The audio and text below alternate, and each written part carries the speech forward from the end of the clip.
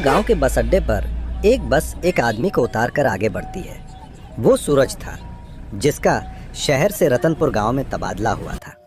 थोड़ा इधर उधर देखने के बाद वो गांव के चौपाल की तरफ बढ़ा। ठंड की पहली बारिश का मौसम था।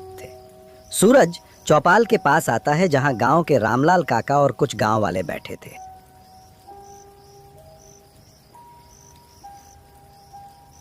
काका, मैं सूरज मेहरा, नया डाक कर्मचारी। शहर से तबादला हुआ है। ठंड की बारिशों के मौसम में सरकार ने यहाँ भेज दिया। यहाँ के डाक खाने का कर्मचारी दफ्तर में ही है या घर चला गया? अच्छा, तो तुम हो न्याय कर्मचारी। बाबू, यहाँ दफ्तर में इतनी रात तक कोई नहीं रुकता। वो भी ठंड के बारिश के मौसम में तो दफ्तर शाम 4 बजे ही बंद कर दिया जाता है। क्यों भला? ऐसा क्यों सरकार हमें 4 बजे दफ्तर बंद करने की तनख्वाह नहीं देती? इसीलिए शायद मेरा तबादला यहाँ किया गया है। वो यहाँ ठीक से काम नहीं कर रहा होगा। बाबू, मैं तो यही कहता हूँ कि आप भी इतनी देर रात तक काम मत करना।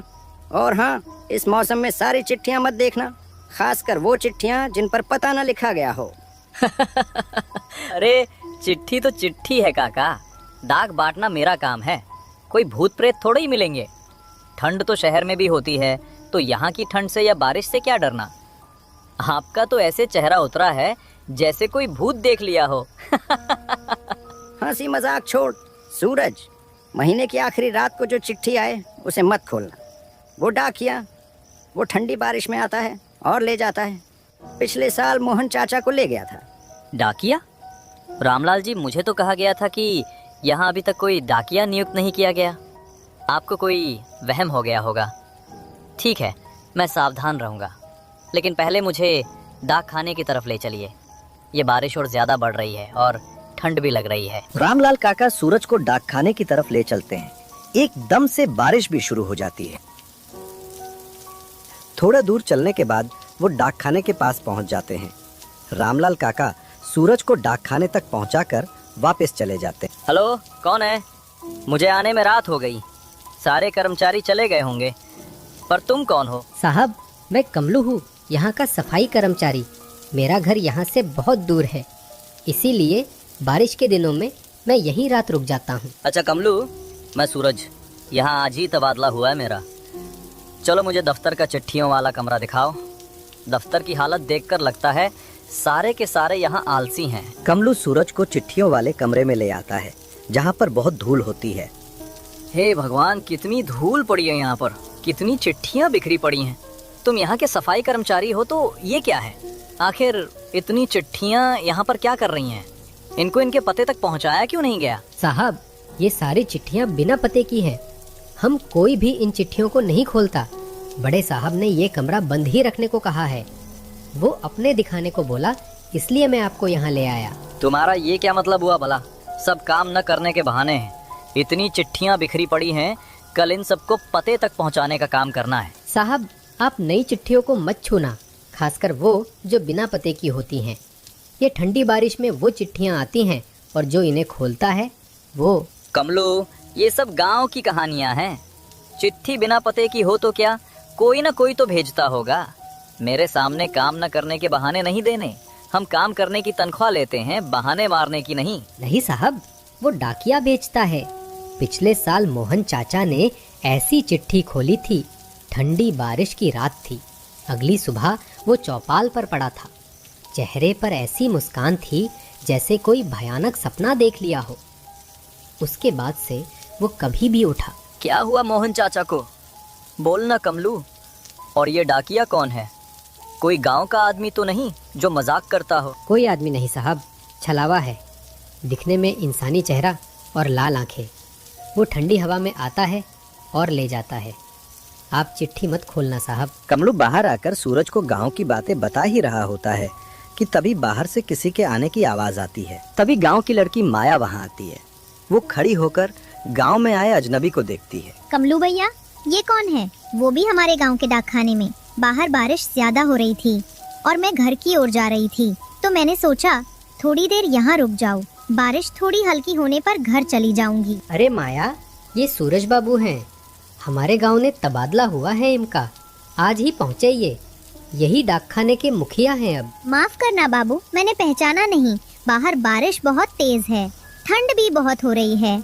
अगर कोई आपत्ति न हो तो क्या थोड़ी देर के लिए मैं यहाँ रुक सकती हूँ? डाकिया आ जाएगा, इसलिए डर लग रहा है। हाँ हाँ माया जी, वैसे भी ठंड में बारिश में भीगने से बीमार हो जाओगे।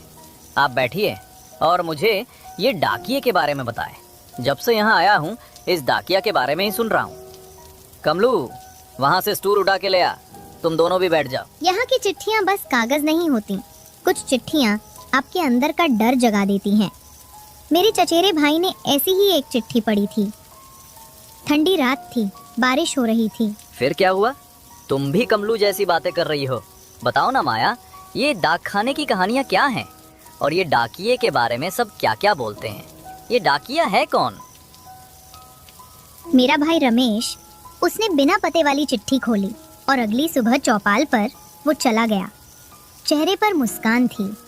वो डाकिया उसे अपने साथ ले गया। ठीक है बाबू, बारिश हट गई है, मैं अब घर जाऊं। आप बस चिट्ठियाँ मत खोलना, डाकिया आ गया तो नहीं बच पाओगे। अरे पता नहीं तुम सब लोग ये अंधविश्वास से कब बाहर आओगे। चलो छोड़ो, तुम घर जाओ। माया, इससे पहले फिर से बारिश शुरू हो जाए। ये बोलकर माया वहां से चली जाती है। सूरज कुछ देर आराम करने के लिए चिट्ठियों वाले कमरे में आता है, पर हर तरफ चिट्ठियां बिखरी पड़ी थी। उसको बैठने या लेटने के लिए कोई जगह ही नहीं दिख रही थी। तभी उसका ध्यान एक चिट्ठी पर जाता है जो अलग से पड़ी हुई थी। सूरज उसे खोल कर पढ़ता है तो उस पर लिखा होता है, तुम्हारी माँ तुमको छोड़कर नहीं गई, उसके साथ हादसा हुआ, जानना चाहते हो तो मेरे पास आओ। वो चिट्ठी पढ़ने के बाद सूरज का मुंह घबराहट से खुले का खुला ही रह जाता है। कमलू, ओ कमलू, इधर आ। ये चिट्ठी ये किसने लिखी है? ये चिट्ठी तो मेरे लिए लिखी हुई है। ये कोई मजाक तो नहीं? इधर आओ कमलू, इस कमरे में। कमलू भागकर सूरज के पास आता है। क्या हुआ बाबू, आप क्यों घबरा गए? क्या बात हो गई? कमलू, यहाँ ये चिट्ठी जैसे ये मेरे लिए लिखी गई हो। इसमें मेरे बचपन की बात कैसे लिखी गई? मेरे बचपन के बारे में तो यहाँ पर किसी को नहीं पता। कहीं ये मेरा वहम तो नहीं है? साहब, आपने चिट्ठी पढ़ ली।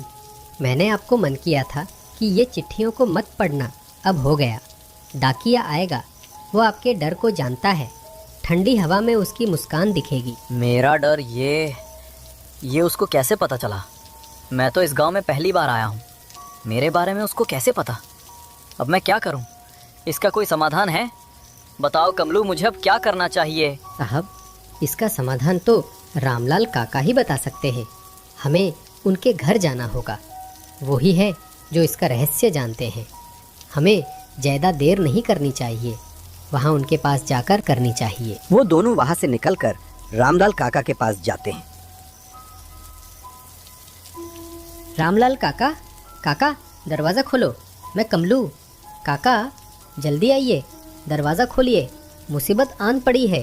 अरे हाँ कमलू, बोलो भाई, क्या बात हुई?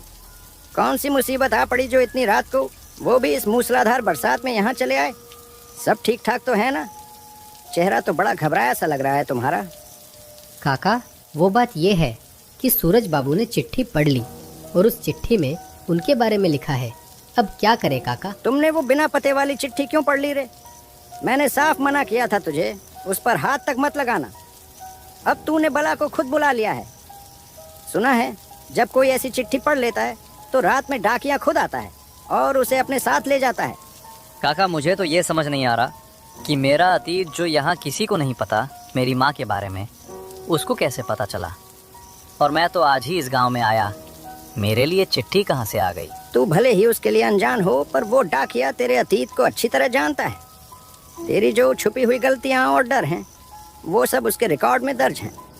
और जब वो तेरे डर को पहचान लेता है तो वही डर उसे और भी ताकतवर बना देता है। अगर उसने तुझे निशाना बना लिया तो यहाँ से बचकर निकलना इतना आसान नहीं रहेगा। अब आप ही बताइए काका, मैं क्या करूं? क्या अब डाकिया मुझे भी ले जाएगा? क्या मेरे साथ भी अब वही होगा जो सबके साथ हुआ? तेरे लिए एक रास्ता बचा है। तू पीपल के पेड़ के नीचे बैठकर ठंडी बरसात में उसका इंतजार करेगा। वहीं उसे माफी और मुक्ति दिलाने की तैयारी करेगा, अपनी हिम्मत और सच्चाई से। अगर तू सच्चाई से उसकी आत्मा को शांत करवा दिया तो वही इस गांव को भी माफ कर देगा, वरना ये सिलसिला कभी खत्म नहीं होगा। और वही डाकिया फिर लौट कर आया। वो ठंडी बरसात में पुराने पीपल के पेड़ के नीचे चुपचाप बैठा डाकिये का इंतजार कर रहा था। चारों ओर सन्नाटा था, बस दूर कहीं कुत्तों के भौंकने की आवाजें रात को और गहरी बना रही थी। तभी कीचड़ भरे रास्ते पर किसी के धीरे धीरे चलते कदमों की आहट सुनाई दी। कौन है? कौन है वहां पर? मैं तुमसे डरने वाला नहीं हूँ। सामने आओ मेरे, जो कोई भी है। मेरे अतीत के बारे में लिखोगे तो तुमको क्या लगा मैं डर जाऊंगा? मैं तुमसे नहीं डरता। हिम्मत है तो सामने आओ। दिल की धड़कन तेज हो गई। उसने मुड़कर देखा, वही डाकिया अपनी साइकिल के साथ बिल्कुल उसके पीछे खड़ा था। उसे सामने खड़ा देखकर वो एकदम सहम गया। दिल जोर जोर से धड़कने लगा। बारिश और ठंडी हवा में डर और गहरा हो गया, मगर उसने गहरी सांस ली। मनी मन बोला, अब डर से नहीं, हिम्मत से काम लेना होगा। कौन हो तुम? मेरे बारे में कैसे जानते हो? ये गांव वालों को तुमने क्यों डरा कर रखा है? आखिरकार तुम्हारा मकसद क्या है? मैं हरिया हूँ, यहाँ का डाकिया। मैं किसी को नहीं छोड़ूंगा। जो मेरे साथ हुआ उसका बदला तो मैं लेके रहूंगा। तुम में से कोई नहीं बचेगा अब। क्या हुआ था तुम्हारे साथ? मुझे शुरू से बताओ। तुम्हारी मुझसे क्या दुश्मनी है? गांव वालों को तुम क्यों सजा दे रहे हो? बहुत साल पहले इस गांव में एक औरत ने मुझ पर झूठा इल्जाम लगा दिया था। इन सब गांव वालों ने बिना सच जाने मुझे दोषी बना दिया और मुझे कुएं से बांध दिया। मैं वहां भूखा प्यासा तड़पता रहा। देखो, वो सब गलती से हुआ, और वो औरत, उस औरत से तो तुमने बदला ले लिया हो। इतने साल पहले इनके पूर्वजों की गलती की साथ तुम अब लोगों को क्यों दे रहे हो? जो तुम्हारे साथ गलत हुआ उसका मुझे भी दुख है, पर तुम उन लोगों की तरह अन्याय मत करो। मैं ऐसे क्यों जाने दूं सबको? मेरा सच आज तक इस गांव को पता ही नहीं चला। सभी गांव वालों को मेरी सच्चाई बताओ, मेरे साथ क्या हुआ, फिर इस गांव को मैं माफ करूंगा। ठीक है, मैं तुम्हारा सच पूरे गांव को बताऊंगा और तुमको इंसाफ दिलवाऊंगा। तुम कृपया सबको माफ कर दो। ठीक है, मैं इस गांव को अब एक मौका देता हूँ, माफ कर रहा हूँ। पर समझ लो, अगर फिर किसी ने वैसी हरकत की तो मैं लौट आऊँगा और फिर किसी को माफ़ी नहीं मिलेगी। ये गांव को पश्चाताप का आखिरी मौका है, अपनी करनी सुधार लो। इतना कहते ही वो गायब हो जाता है। अगले दिन से सभी गांव वाले डाक खाने के डर से मुक्त हो जाते हैं, पर अभी भी ये सिलसिला खत्म नहीं हुआ।